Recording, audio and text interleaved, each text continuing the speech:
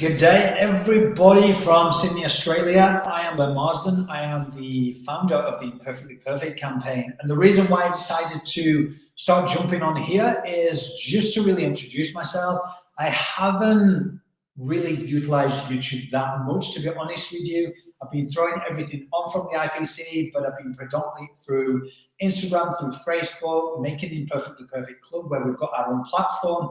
But YouTube is about creating a legacy, a ripple effect, and that's what the Imperfectly Perfect campaign is about. So I'm here today, first and foremost, to tell you all about the Imperfectly Perfect campaign. You might have seen the videos pop up with some of the world's most recognized and respected faces, from entertainment, from sports, from everything around the world. And this is what the Imperfectly Perfect is about. It's about getting people to know the person behind the profession.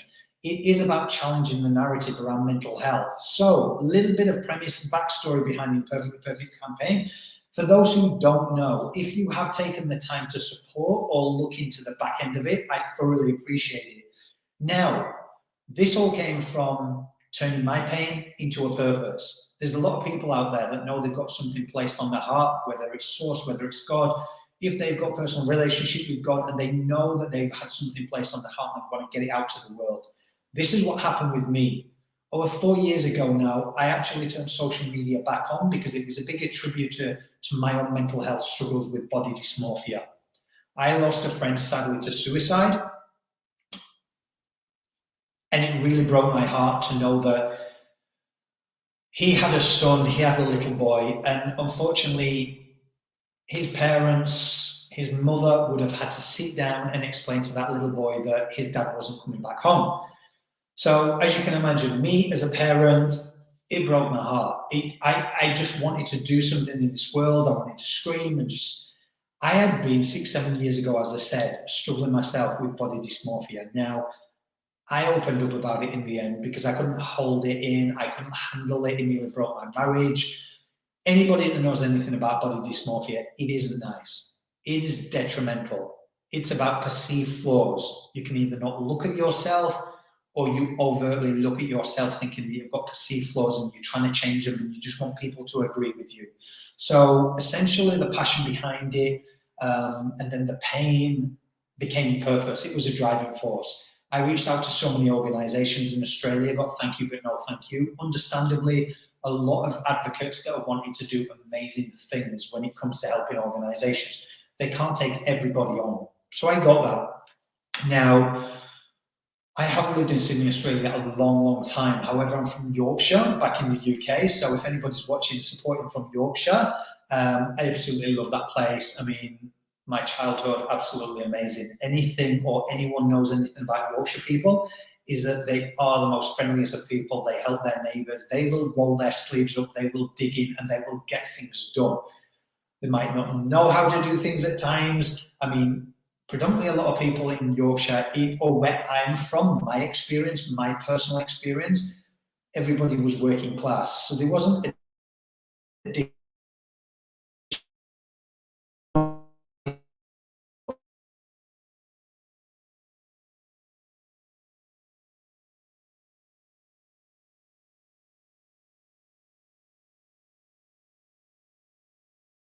jump off. Oh, we are back on. Let's keep on going. So as I was saying, leading by imperfections, to be honest with you guys, imperfectly perfect. Nothing's ever perfect. So there was no one who I knew that wanted to change the world into anything like that. So as you can imagine, what comes with that in your environment is when you have something placed on your heart and you want to take it out to the world, a lot of trigger point comes up. Your self-worth and who do you think you are? Do you actually think you can do this? Like, you haven't got any experience in this, this, and this, and this, and this. So, you know what? I just led by my imperfections. And people often say the Imperfectly Perfect, where did it come from? I was actually talking to a good friend who is an actor. And he was talking whilst we were shooting one day. And he said, you know what? He said, the whole thing is, we're all imperfectly perfect. Like, none of us are perfect, but yet we're all trying to live up to these highlight reels that we're seeing, and then judging, comparing, competing comes into play. So that for me was the start of something of leading by my imperfections. And when I say leading by my imperfections, it's those imperfections that God gives us that we often try to hide or we try to mask the quirkiness, you know what I found out is the more that you lead into them, the more that you embrace into them, your people are going to find you. There's a hell of a lot of people in this world, guys, and not everyone's going to resonate with you. Not everyone's going to connect with you, but there are some people that are going to connect with you. And if you want to make an impact, if you want to challenge the narrative, if you want to change the way that things are done, you have to be prepared that some people won't get you or understand you. But there are those that you can lead, you can empower, you can inspire to go out and make a change themselves. So the IPC, how did I do it? I was looking around essentially at what other people were doing, to be honest with you. And I saw this huge organizational campaign, must have spent hundreds of $1,000s. And it was a little old lady with a bunch of flowers. First and foremost, I looked at it and I thought, what is this about? Like, I knew it was about mental health because I knew who the organization was. I was like, but people are time poor. They're going to go past this. They're going to go straight past it and not connect the dots. So I started reading it, and it was about this little old lady with a bunch of flowers, and she sadly lost her husband to suicide. I wouldn't have got that if I didn't have stopped and paid attention. Now, first and foremost, I don't judge. People can do what they want. They obviously do some incredible things in this world. But for me, and what the premise became on my heart was that, okay, there's a disconnection to me there. So how many people have disconnected? And a whole generation. First of all, if I'm working, I'm busy, I've got 100 things in my head. If I see that, I'm just going to flip past it. And second of all, what about our kids? What about the younger generation that don't connect to the older people? So they are not, they're not going to connect with it. So again, I digress. It comes back to what can I do? How can I make a difference? So what I decided to do was look at public figures. I was like, okay, so we often aspire, we often look up, we often think that they've got this perfect life, they're on a pedestal, they get perpetuated highlights all around them, and we think, oh, wouldn't their life be great if we had their life? And then becomes a whole comparison. The perfection, oh, we want to attain this, we want to attain that, we want to do this. And you see, they compare, they compete, they judge, people jump over each other to get somewhere, to this fame, to this money, to all this. And you know what? If I can say the God-given thing that I'm so grateful for is that I have been placed in front of so many of the world's biggest names across every industry. I've been humbled to learn their stories. And what we think is a highlight reel is, man, let me tell you, fame doesn't make you happy. Money doesn't make you happy. It comes from within here. So if you can learn to lead by your imperfections and embrace your imperfections, you're going to draw to you the right people. If you are leading by this mask of highlighting this external validation through money or through whatever it may be, you're just going to attract the similar kind of energy. So the people we tend to attract are mirror images of who we are or what we're going through. A lot of us already know that. So what are we putting out into the world? So when I started reaching out to the public figures, and bearing in mind, people will often say, and they look and say, oh, you were just lucky, or you knew these people. I knew nobody. Remember, I was from Yorkshire, working class area, didn't know anybody. My background was in health and fitness. I went traveling after I left the UK. My mum, she moved to New Zealand, so I followed them. That was the start of my journey. They went back home because my sister had a baby. My mum wanted to be a grandma, and I was like, right, I'm going to carry on traveling. Went to Sydney, Australia. Never left. Met my partner, we've got kids, and settled down. So if anyone says you was lucky or you knew people or you did this and that, I say, actually, I didn't. Health and fitness. I just had the discernment that I had the God-given talent to want to build relationships with people, want to get to know people, and I never made judgment. So I suppose if I look at things, when I was put into the gym environment, nobody came in a suit, nobody had a title, nobody had a profession. They either came in there for a community, they came in there because they wanted to get health and fit. I was on stage, I was teaching people, I was doing group fitness, and then I was managing clubs. I didn't look at, oh, so-and-so was a lawyer, so-and-so was, it didn't matter to me. And I've always taken this journey and this approach that, hey, if you've got a good heart or what's led by your heart, I'd rather know you as a person.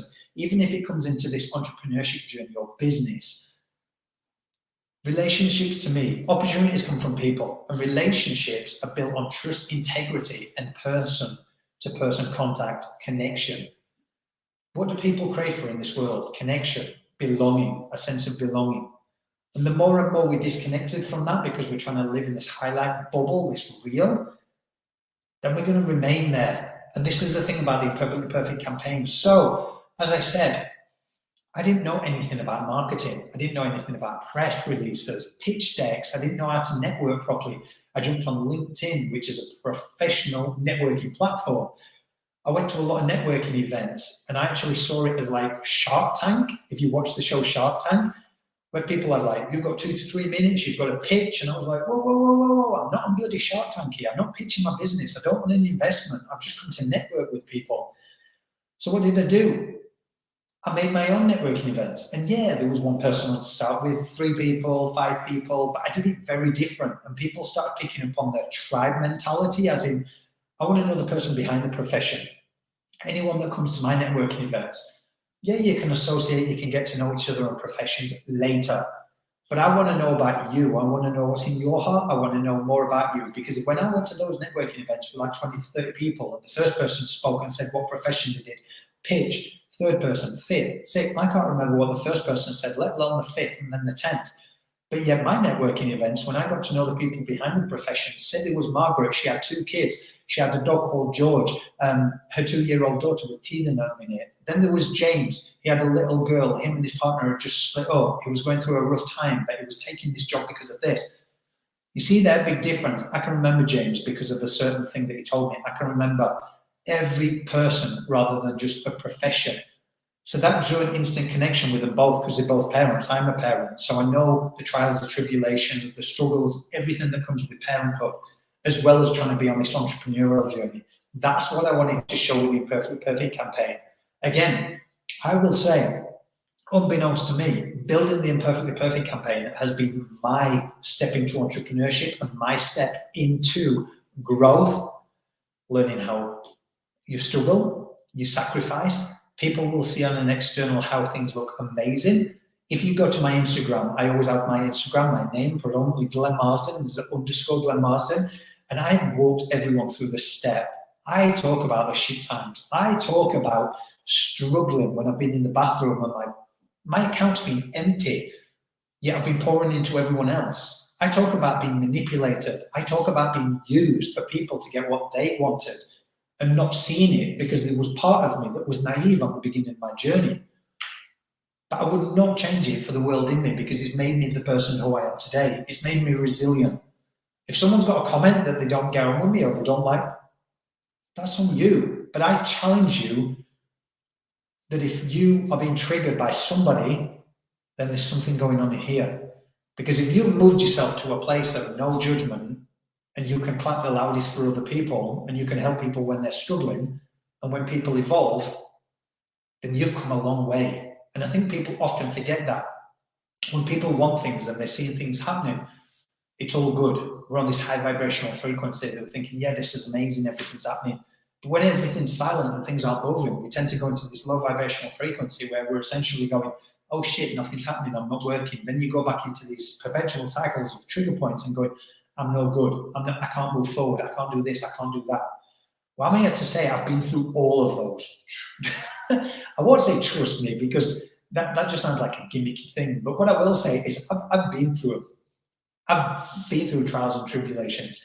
I'm still on them along the way because the bigger and bigger that this, now it's an international organization. We've got a platform whereby people can join the club, where essentially it is where you sign a club declaration for yourself about embracing the messiness, embracing the imperfect side of yourself, allowing you to be who you are, to connect with like-minded individuals that are going to pull you up when you're struggling.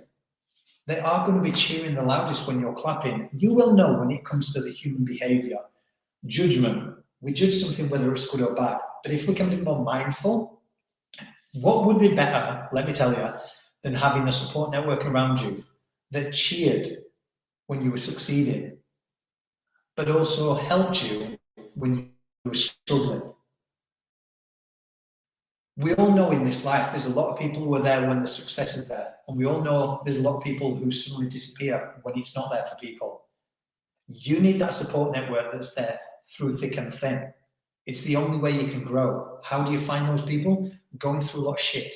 going through a lot of struggle, finding the wrong people to get to the right people. But along that journey, guys, you will be tested each and every way. And if you can keep on going, you will get to the good people. That's what the Imperfectly Perfect campaign is about. It's about challenging the narrative about mental health and the way that we look about ourselves. What if, by leading by your imperfections, you can impact this world your way? What if you stop looking at societal expectations and what they tell us is true, and it's not true for us? What if the God-given gift or talent that you were blessed with, somebody's out there waiting to hear your story or what you've got to say? And this is the difference, guys. I've been on this roller coaster of emotions, whether physically, mentally, emotionally, or spiritually. But what it's enabled me to do is build this and make an impact around the world, and bring it to be an organization, and bring a club, and November launch our first book. This is from a guy that knew nobody, that didn't have experience with marketing, that didn't have additional resources. So I get so passionate about it because there's people out there that go, I would love to do it, but you probably poured a lot of money into this to get these celebrities to do this, this, and this. $0, guys. I have been interviewed, and I'm very grateful to be interviewed on some of the biggest marketing podcasts, business podcasts, and they are blown away when they turn around and ask me a simple question. So how much have you spent in all this? Because obviously to get mainstream media coverage, network coverage, internationally, you've got people like Dr. Joe Dispenza, you've got Wim Hof, David Meltzer. These people charge in excess of tens of thousands of dollars to be speaking and engaging, and they've actually come on board for you.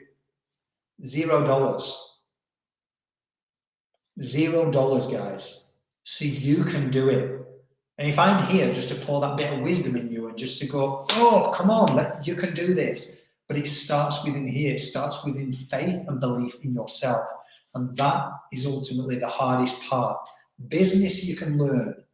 Learning about people is hard, but you can learn. But in here, if you can tap in here and you can move forward, then you're going to do it. But lead by your imperfections, guys. So this is my first video on YouTube. Leave a comment or reach out to us. You can find me across all socials. If you want to find more information about the Imperfectly Perfect Club, then you can go to the links in my bios. But yeah, guys, just embrace it and lead by your imperfect. Nothing has to be perfect. We've just moved at the moment, so I'm setting my podcast studio up in this room. Just set most of the mic up and everything, and notice it's still a bit echoey, so I need to get some soundproofing. But you know what? It's not stopping me getting my message out. You know where I learned it from? Mr. Gary Vaynerchuk. And the reason was I was listening to a podcast episode of his, and he was at a convention, and he must have just hit record. And I was like, this audio sounds terrible. It sounds shit. But I realized it's the content, it's the connection. People buy into people, guys. You don't need the best of the best things. When I was doing my podcast at the beginning, I didn't have additional resources. I took my laptop to go meet public figures, celebrities, and hit record on GarageBand. Now, some of you are probably listening to this and you're laughing. I can look back and laugh now thinking, I turned up to a celebrity who's normally getting pampered, they're getting the mics put on and everything. And yet here I am, this guy with his laptop, press record and go, right, are you ready? So if one guy who had no experience can take his message to the world in less than 12 months, guys, as well, we're coming up to 4 years now and it continues to grow, and I'm very, very grateful for it. But if I can inspire, impact, empower some of you to think, you know what, if he can do it, I can do it, then reach out, let's chat.